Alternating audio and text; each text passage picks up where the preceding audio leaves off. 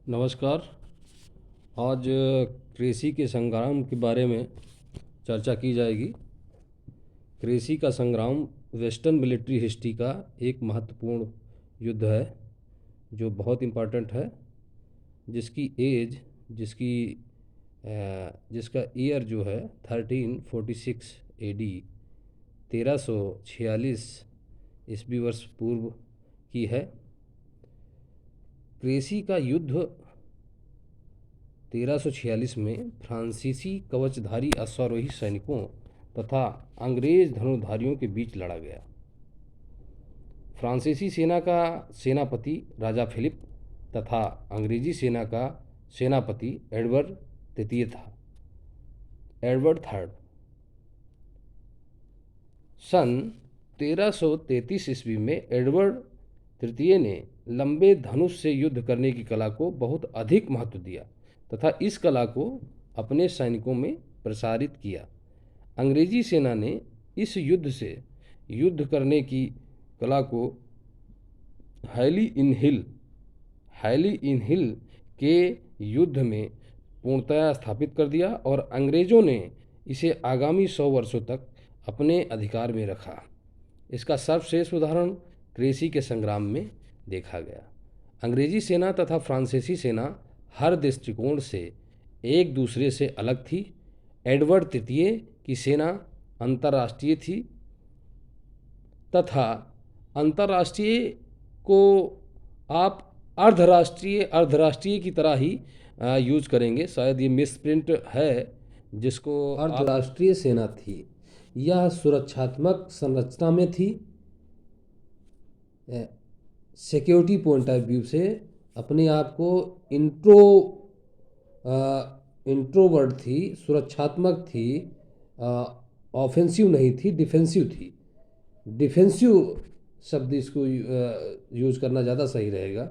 इसके अतिरिक्त अंग्रेजी सेना में सैनिकों को वेतन दिया जाता था। यह इम्पॉर्टेंट है कि वेतनभोगी सेना थी, सैलरीड थी। जबकि फिलिप द्वितीय की सेना को सामंती ढंग के आधार पर खड़ा किया गया था और इसकी संरचना ऑफेंसिव थी, आक्रमणात्मक थी।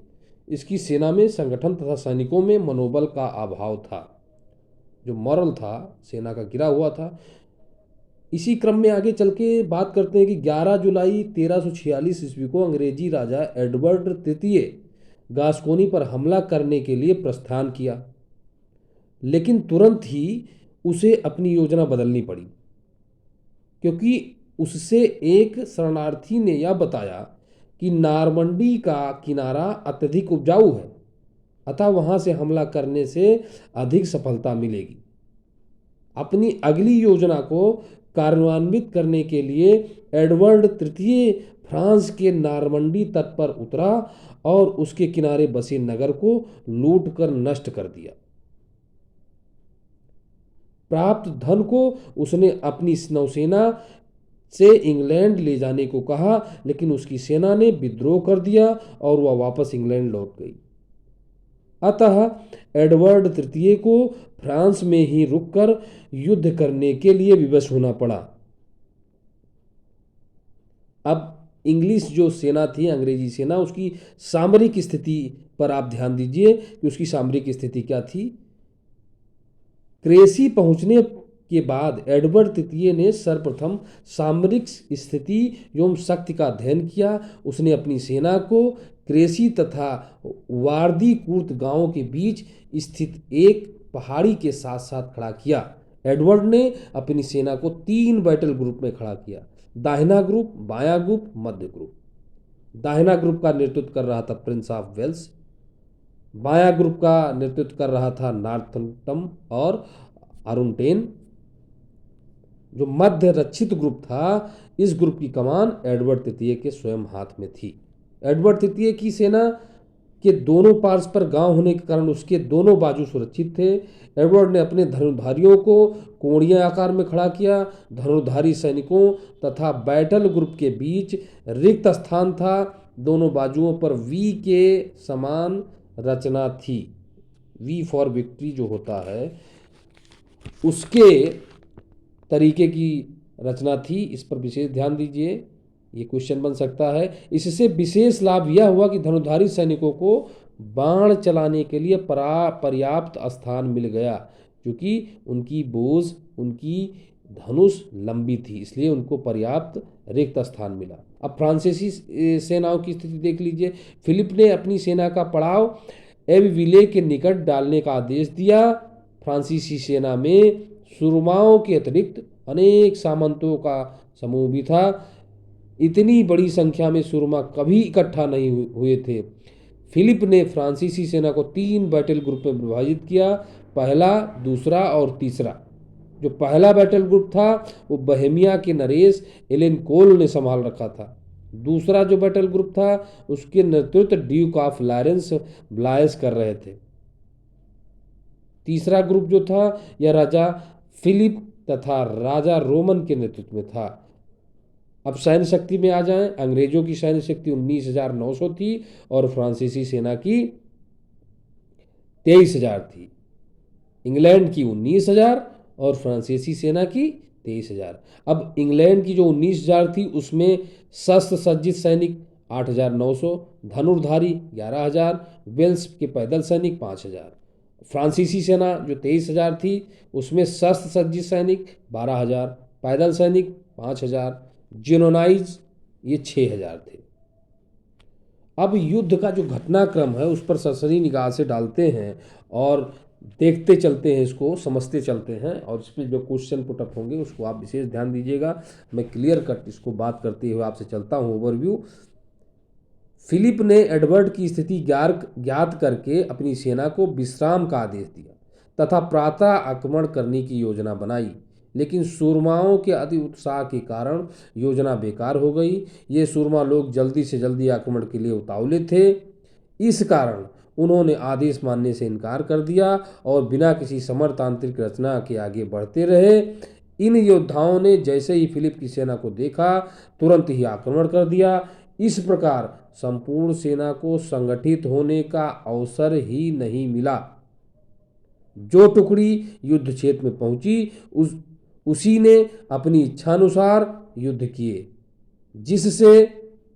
जिसके कारण फ्रांसीसी अपनी संपूर्ण शक्ति का लाभ ना उठा सके। मतलब जो फ्रांसीसी सेना थी वो इनडिसिप्लिन थी, उसमें सैन्य एकता का अभाव था, लैक ऑफ एडमिनिस्ट्रेशन था, अनुशासन की कमी थी। जिनाइज धनुर्धारियों को इस बीच संगठित होने का अवसर मिला। उन्होंने आगे बढ़कर बाण वर्षा प्रारंभ कर दिया। अंग्रेजों ने भी आगे बढ़कर अपने लंबे धनुष से इतनी भयंकर बाण वर्षा की कि जिनाइज धनुर्धारियों के कवच, हाथ, सिर, पैर कट गए। बहुत से तीरों ने उसके तिर्यक धनुष को काट डाला, जिससे आतंकित होकर जिनाइज भाग खड़े हुए। अंग्रेज धनुर्धारियों ने बाणों से प्रहार प्रारंभ कर रखा था, जिससे घोड़ों को मार गिराया तथा सुरहियों को भी मार डाला। यह देखकर सुरमाओं ने पुनः आक्रमण किया, लेकिन वह भी बाण वर्षा के सम्मुख ठहर न सके और बहुत से घोड़े तथा सूरमा मारे गए या घायल हुए। इस प्रकार से प्रथम फ्रांसीसी बैटल ग्रुप के सूरमा मारे गए। उसमें बहुत से या बहुतों को यह भी ज्ञात नहीं हो पाया कि मारने वाला कौन है। मतलब कंफ्यूज्ड हो गए, और चूंकि उनकी इतनी करारी फर्स्ट राउंड में हार हुई कि वो बिल्कुल आश्चर्यचकित हो गए। इसमें आश्चर्यचकमा देने का भी बहुत बड़ा रोल है। द्वितीय बैटल के लिए मार्ग जो था प्रथम बैटल के मरने वालों के कारण अवरुद्ध हो गया था, उसी लाइन से जाना था, इसलिए इन्हें बढ़ने में कठिनाई हो रही थी।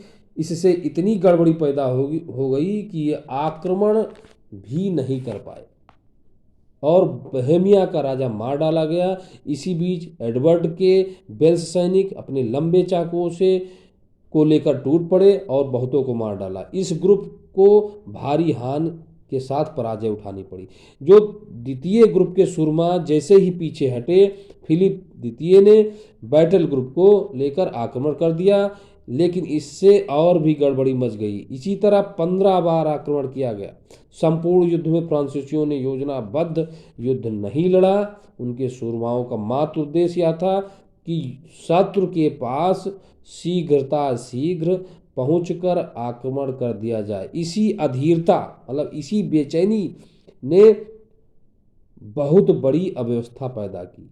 एडवर्ड के सैनिकों ने पीछा न करके अपने आदमियों को बराबर युद्ध के क्षेत्र में दिन से लेकर रात तक सुबह तक खड़े रखा। इसी बीच घायल होकर भाग चुका था फिलिप और बहुत से सामंत मार डाले गए तथा फिलिप की अत्यंत करारी हार हुई। फिलिप के 1542 माने 1542 लार्ड सूरमा और अगणित पैदल सैनिक मारे गए। एडवर्ड के 2 सूरमा, 40 शस्त्र सज्जित सैनिक, कुछ धनुर्धारी तथा वेल्स मारे गए।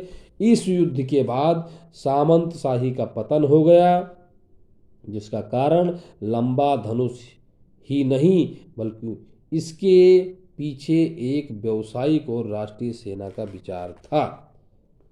अब ओवरव्यू में जो क्वेश्चनायर है 6-7 क्वेश्चन, जैसे पहले मैंने बताया आपको कि 6-7 क्वेश्चन का ही पुटअप इसमें हो सकता है। इसकी एज केसी की, जो कृषि का युद्ध है उस किस सन में लड़ा गया, किस दिन से स्टार्ट हुआ, किसके किसके बीच हुआ, और जो सेनापति थे दोनों तरफ के उनका नाम क्या था। ये क्वेश्चन बन सकते हैं। और बैटल ग्रुप का कि अंग्रेजी सेना का बैटल ग्रुप कितने भागों में बांटा गया और फ्रांसीसी सेना का बैटल्स कितने भागों में बांटा गया। सारे बैटल्स जो हैं, जो ग्रुप हैं, उनका जो नेतृत्व करता था वो कौन कौन थे, उनका नाम क्या था, और जो किसकी सुरक्षात्मक स्थिति थी, किसकी ऑफेंसिव थी, आक्रमणात्मक थी, संगठन किसका मजबूत था, किसमें मनोबल का अभाव था, कौन सी सेना ज़्यादा मनोबल किसका हाई था, किस सेना का मनोबल लो था, टूट चुका था। इस प्रकार क्रेसी का संग्राम वेस्टर्न मिलिट्री हिस्ट्री में बहुत महत्व रखता है। आप लोग बहुत केयरफुली इस वीडियो को सुनें, समझें और एनालाइज करें। एग्ज़ाम के लिहाज से, आने वाले एग्ज़ाम के लिहाज से यह बैटल वेस्टर्न मिलिट्री हिस्ट्री में बहुत इंपॉर्टेंट रखता है और आपके कोर्स में भी बहुत इंपॉर्टेंट है। इसलिए इसको बार बार रिपीट करके सुनें और तैयारी करें।